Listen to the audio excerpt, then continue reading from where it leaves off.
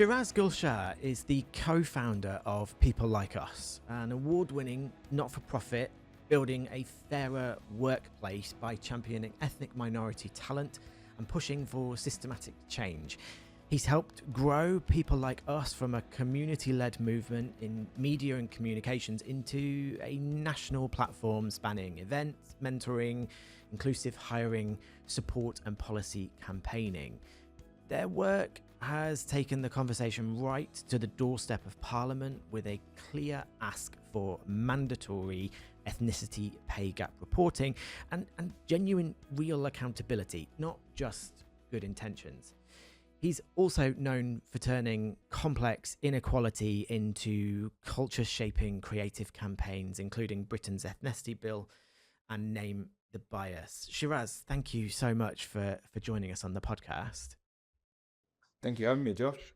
So, People Like Us started in Marcoms. When did you realise that actually this wasn't just an kind of a PRE marketing industry space? It was a wider moment that needed looking at.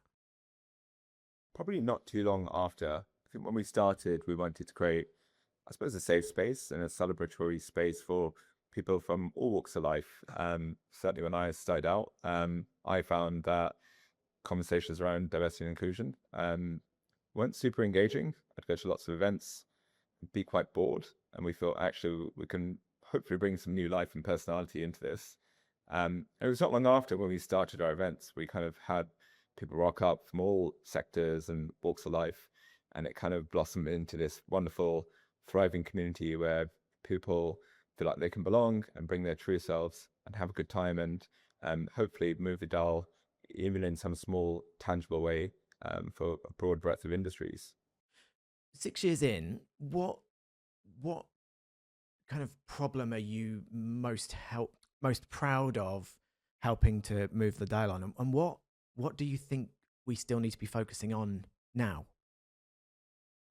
So our big pillar of People Like Us is our focus on pay.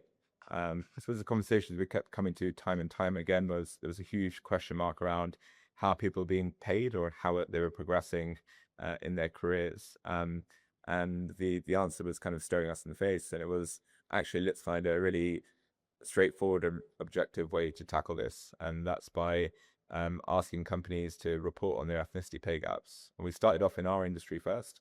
We partnered up with PR Week to run a industry-leading gender and ethnicity pay gap study, whereby we asked agencies to voluntarily share their data to be published on PR Week, because we know how much it means to businesses and what it means reputationally. And it's been a huge success in lots of respects. It's been running for 5 years in a row. This year, our last iteration had its most number of entries to date, and it showed actually agencies that were entering year on year were closing their gaps. And the simplest way to look at pay gaps is essentially it's a representation gap.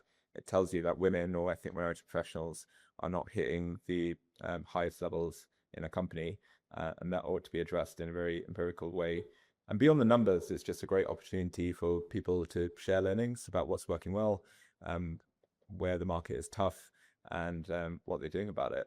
So it's quite clear early on that it was making a demonstrable impact in our industries. And we know that not only just PR and journalism are struggling with getting diverse talent to the most senior levels. And we kind of took that conversation nationally and have been campaigning government over the past 5-6 years and asking them to introduce new legislation whereby large companies would have to report on their ethnicity pay gaps, just like they do for gender. And what has the feedback been? What's been the response from when you first started that push from companies through to today? How have things changed in that? So the previous government released guidelines on how companies could report their ethnicity pay gaps, but sort of fell short of legislation. These discussions have been going on in Parliament for about 8 or 9 years, and progress has been pretty slow. And then ahead of the last general election, 2 or 3 major parties included ethnicity pay gap reporting as part of their manifesto pledges, including the Greens and Labour. And of course, Labour won, and there's been a huge amount of pressure from organisations like ours amazing campaigners, forward-thinking businesses, including the likes of Tesco, Deloitte, and BT, amongst lots of other large businesses that are voluntarily reporting it and showing actually it's making huge amount of positive impact on their businesses. And then in 2024, it went into consultation, and lots of businesses. Oh, sorry, it was mentioned in the King's Speech, and last year went into consultation, and lots of businesses submitted evidence. And it's just been starkly silent since then. We've kind of asked MPs that we're getting to know over the past few years to put forward questions and when we can expect a timeline for the introduction of pay gap reporting. And it's just been deadly quiet. So, and that's why we've been partnering with and creating coalitions with organizations like Scope, who are also pushing for the introduction of disability pay gap reporting. And it'll all form part of the equality bill. But just yet, we don't have a tangible timeline, which we're continuing to push for. When employers come to you and kind of asking for support, guidance, what advice are you giving them at this stage, and in terms of helping them to support their staff and their employees? From a pay gap point of view, our advice is to start collecting data, preparing the data sets, and start introducing self-ID so people can have the right things in place to start reporting pay gaps. And in our industry, we kind of point them to some of the very top agencies who are reporting pay gaps year on year. And it's no sort of surprise. There was a really brilliant finding in our latest study that showed that many of the agencies that were entering year on year were actually outperforming their peers that aren't in terms of comparisons to top 150 agencies in the UK. They're 3 times more profitable. So of course, there's a moral and business case for it. And more broadly, we kind of consult on organizations who have completely different sets of challenges. Some might be contending with cultural challenges, particularly in light of the current political landscape. Some might be struggling to find and retain brilliant, diverse talent across the spectrum. So it really varies. And we really take our time to get to know an organization, listen to the staff, look at the data, and figure out how best positioned we can be to help tackle things in a sustainable and meaningful way. Touching on the political environment, recently you posted about the comments that Jim Ratcliffe had made to Sky. Kind of your community, the community at People Like Us, how are people feeling when it comes to, you take the political environment, but also things like that? How is that having a knock-on effect on people? Well, I think firstly, as a Man United fan, I was deeply disappointed and kind of shocked that Jim Ratcliffe would make comments like that. He's fully aware that almost the entirety, or a good majority of the United team are people from outside of the UK, huge amount of his staff. And United has one of the biggest global fan bases all over the world. So it's kind of very short-sighted, in my view.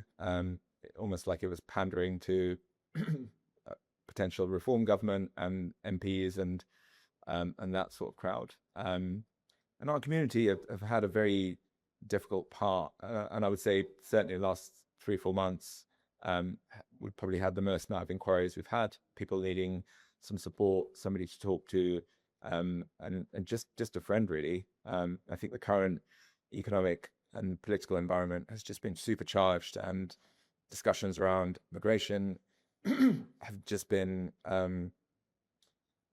deeply harmful in so many ways. And when people like Jim Ratcliffe are completely emboldened to make awful and ill-judged comments like that in plain sight. So yeah, I think it's a really difficult time for so many minority groups at the moment who are truly struggling, when we're seeing horrors all over the world, but particularly from our political class, who I think are failing the general public and not serving their constituents and country as best they should be. We've been in other episodes, we've been talking to Barbara Phillips, who chaired REEB. We've been talking to Laura Birch from Working Class, and the commonality of kind of all of these areas is the seeking and the finding of community in order to find support and kind of almost like the sharing of a problem and finding other people that have gone through it. I, for someone that's listening now that is kind of facing this and feeling this, where can they find you? Where can they find your community to join if they're not already there? I mean, what I'd say to people that are feeling alone out there is there are so many wonderful groups in our industry that you can turn to, and it's about taking time to find the right community group for you. The folks at the PRCA, the Black Comms Network, the Asian Comms Network, people like us, they all do a terrific job of bringing people together, and it's open to absolutely everyone. And in our events, they are deliberately free of charge. There's no barriers to enter, and you could be from any background, any belief, and even if you're a detractor, we completely welcome everyone and then anyone, and it's a completely safe environment for you to meet like-minded people, hear about some of the best work delivered in the industry, and make new friends. We've had some real successes and people like us on paper, whether it's awards or engagement with government. But for me, it might sound corny, but the thing I'm most proud of is that the genuine friendships people made, and I include myself in that, because our industries can be a very lonesome place, and it can be, particularly in the current environment, where you can get into your own head and doom scroll, which again I'm guilty of all the time, and it might feel like you're very alone, but you're not. There are other like-minded people out there who are fighting the good fight. So seek those groups out and connect with any of us. That's exactly why we exist. Talking of that, there's a lot of joy that comes from this. The events themselves. You're on the road to Birmingham, some of my old stomping ground a long time ago. Why Birmingham? Why Birmingham as a starting point outside of London? So it just felt like a really great place to start. I have got a small tie to Birmingham myself, and in 2018 I left my high-flying agency job to go pursue a master's at Birmingham University. I always wanted to learn how to write film scripts, and I had a wonderful year working there and doing a master's full-time. I wouldn't recommend doing full-time work and a master's at the same time, because it will break you. And I just had a wonderful time and connection with the city. And we've been speaking and working with the wonderful team at Women in PR, and an opportunity presented itself. And Birmingham will be the first of many. I've got sites on places like Manchester, Ireland, and lots of other parts. So watch this space. We'll hopefully come to your city very soon. You have reserved speaker slots for women of colour. What would you say to people who might misunderstand that decision as exclusionary or something like along those lines? So our speaker slots at all our events are reserved for people in the worlds of journalism, PR, marketing, advertising, and the wider sort of creative industries. However, our guest spaces are open to absolutely everyone. It's really important, we feel, that people from these backgrounds have a space to tell their story in a safe space where they can be celebrated, where they can make meaningful connections and help inspire the next generations who perhaps don't have those role models or those connections to show that they too can do wonderful things, and they too can make amazing new connections and friendships. So this is our first time doing a themed event, I guess, if you'd call it that. Typically, it's kind of open to ethnic minority professionals, but the partnership with Women in PR lent itself perfectly to this, and it felt like a wonderful way to celebrate ethnic minority women who are too often sidelined and not celebrated enough for all the brilliant work that they do. You guys recently took a Cannes Lion Award.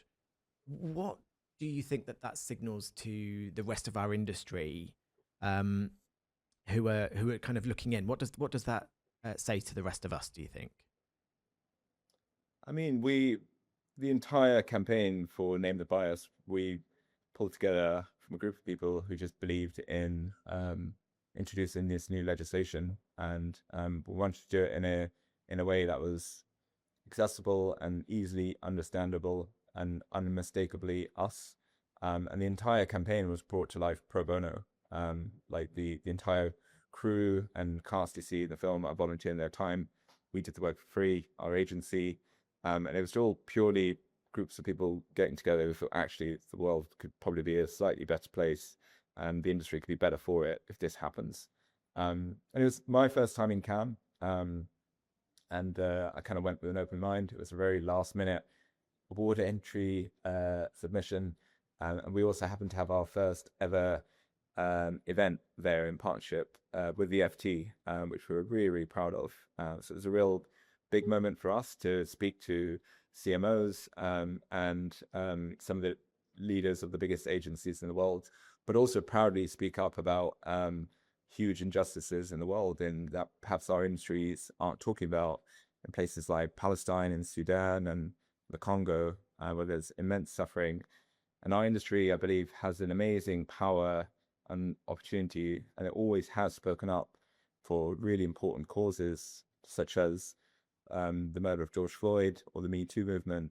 The creative industries were superb in their response, but finding that on the perhaps more difficult topics or the ones that aren't palatable for the corporate world, we've been a bit quiet, and we were proud to be speaking up about those important things because every life is important, equally important. So I suppose what it signals to the industry is like we do belong at the top table. People like us will be there, and there's immense talent, and with the right opportunities and connections that they can all get there. And there's a huge amount of talent in our communities, at our events, that perhaps weren't always given an easy pathway, but we'll always find a way. I wanted to touch upon you've in a lot of the stuff that I've seen, you've connected the kind of the pay inequity and the economic climate as the kind of the two things crashing together. What is happening to people's resilience right now, and who's being hit hardest, do you think? Well, we've done some research on this over the years and found while the cost of living crisis is, of course, is impacting people all over the country, our research suggested that people from ethnic minority backgrounds are perhaps being hit harder. They're more likely to be borrowing money, moving back in with family, and some were even skipping meals just to get by. And that has a profound impact for those, because according to the ONS, ethnic minority workers are on average earning less than their white counterparts. And it's all compounded together when costs are high, wages aren't moving as they should be in line with inflation and price of groceries and public services. It all becomes very, very difficult. And you're suddenly worrying more about how to get by rather than being able to solely focus on your job. And it is a very difficult environment. And we've had so many people contact us just about how they're struggling at the moment, seeing all these horrific things happening in the world. So there's lots going on, and I hope people do lean into the wonderful support they have in groups like ours and many, many others we've mentioned on this chat, so they aren't alone. You post a lot about the hope. You know, the campaigns obviously have to focus in on the challenges in order to kind of get to the good bit to allow us to create change. You also kind of talk about holding out hope and a bit of anger and frustration at the same time. How do you kind of advise other people to kind of hold out hope as well in this really tricky period?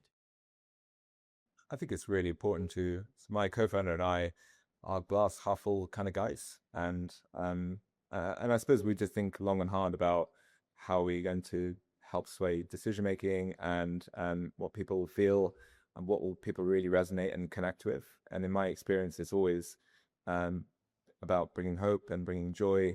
So when people do come to our events, they walk away, no matter who they are, hopefully with something tangible they can take away, a new friend, a new contact, a new inspiring story. And our events are very fast moving as well. We always have our same format. We have lots of people applying. We select 10 people, and their brief is to talk about a recent piece of work they're particularly proud of. They have to do it in 3 minutes. Not only is it because of my attention span is pretty tiny, I find in the current age where we're bombarded with short form stuff and constant information, and it's just such a great handy way to just leave people with one little something and wanting a little bit more. But the underlying message is always hope, and things can change, and things can change for the better. But I firmly believe that it'll only happen if we lift each other up, because whilst people like us is primarily for people from ethnic minority backgrounds, reality is we'll support anyone, and we are blessed that our community includes huge amount of white professionals, either for support or supporting people in our community. And I think that's the beauty of it, is we're also coming together, um, and yeah, doing what we do. Um, if we were to revisit this in 12 months' time, what what do you think would need to be true in order to say that we've kind of moved, the country has moved forward when it comes to this? If we were coming back to this in a year's time. I think clarity on the equality bill would be really helpful. I think businesses need a really clear timeline on implementation so they can start preparing their data and start embedding this into culture and processes in an organization. So that, for me and lots of other um, activists and campaigners and businesses are crying out for, really. It's just that we need to know when these new legislative changes are coming. They've been promised and talked about for a long time. And that way we can really help towards measuring change, but that isn't a finishing line in my view. I think that there's so much more you can do beyond reporting pay gaps. It's kind of looking at transparency across the board. I'd love for the UK government to also consider the EU Pay Transparency Directive, which is being rolled out across the EU member states, which requires all employers to publish pay bands, both internally and externally, for any job. So everyone is really clear on what they're going for, and there's no ambiguity, and that's where often people miss out. So those two things for me would be a huge step in the right direction. Um, Kind of thinking with that in mind, almost pre-legislation, if if you're an employer listening to this who wants to kind of do the right thing, but either doesn't know where to begin or perhaps feels a bit overwhelmed, like what are a couple of practical steps that they could put into action? I think a really good first step for anyone starting to think about this sort of stuff or develop a plan, um, is to just take a period of time to listen, figure out what's happening in your company. People do it through surveys, through focus groups, and just to really get to grips with what's happening in your organization. Because every company, every agency is completely different, and they have its own set of people and wonderful things and barriers and challenges. And it's kind of really getting to grips in understanding what that is for your company. Whether you do that yourselves or bring in a third party, I always think that's a wonderful first place to start. And then it's kind of from there, it's kind of embedding processes and systems whereby that are fairer, and then people have equal opportunity to succeed, equal opportunity to understand how they can progress in their roles and their careers. And the final important piece to begin with is training leadership team and line managers so they can be as effective as possible, understanding how to get the most out of their teams, and how to be supportive people. Because that's often the piece, certainly in my career, I felt was missing. I didn't often have, and lots of people in our community don't often have people that are really advocating and championing them. So those are the things I think are great places to start. It's really interesting that, you know, as a gay man, there are parallels, there are crossover points, and collectively there's a challenge towards kind of DEI, EDI focus on a global scale. If you're if you're in an organization that isn't necessarily tackling this, how do you think is there a right way to go about raising this in this climate? How what advice would you give to that person? I mean, our approach tends to be go for hearts and minds. So our campaigns try to reach people from an emotional point of view, but are also always backed with research and benefits to business. I think something people can't avoid and can always understand is actually why it's good for business. And of course, we shouldn't overlook human beings and how they should be treated. And then they aren't just commodities that are making more money, but that sometimes can be a way in. So actually, more diverse teams tend to perform those that aren't, according to the likes of McKinsey, Deloitte. And also fundamentally, they're a lot happier. People, when they are, I mean, in groups of colleagues that are thinking and tackling problems in completely different ways, it is a wonderful thing for creativity and innovation. So people don't want to do, I think, for moral reasons. There's a clear business imperative to come at this and tackle it. That'll be great for your people and your business, because it'll save you ultimately if people are feeling like they belong and they feel like they're happier. You retain staff for longer. They want to stick around. The company gets a far better reputation, and you're not spending tons of money on churn or on recruiters or whatever, because you've got a happy, functioning team that's well looked after. Amazing. Well, I'm looking forward to Birmingham, and when you come to Manchester, we will certainly welcome you with open arms and get that thing kicking off. So let's pick up on it. But Shiraz, we kind of end these with what makes you feel accidentally brilliant each day. I suppose it's interactions with people in our community that really bring huge amount of joy. You can have a 30-minute call with someone who may be going through a difficult time or may just have a really practical question. And then you kind of go through quite a few of these. And then when you get that text message or an email that says, actually, that made a huge difference, or if you connect someone and it goes somewhere. So I found that the thing I enjoyed most about being in comms and in our industry, I just love meeting and connecting with people. And it's something that brings me a huge amount of joy, more so than anything else. And it's those tiny little moments that, yeah, again, not to sound too corny, like really make my day and make me realize actually this is why we do what we do as an organization. Yeah, we're really privileged as a career path that we get to just simply meet people and understand people. You know, getting under the skin of what makes people tick and what drives people is I find it fascinating. That's why I do this, and actually understanding how we all move along together. There's nothing wrong with that, and that can actually bring us together and bring in a bit of unity, which we just don't seem to have anymore. Shiraz, thank you so much for coming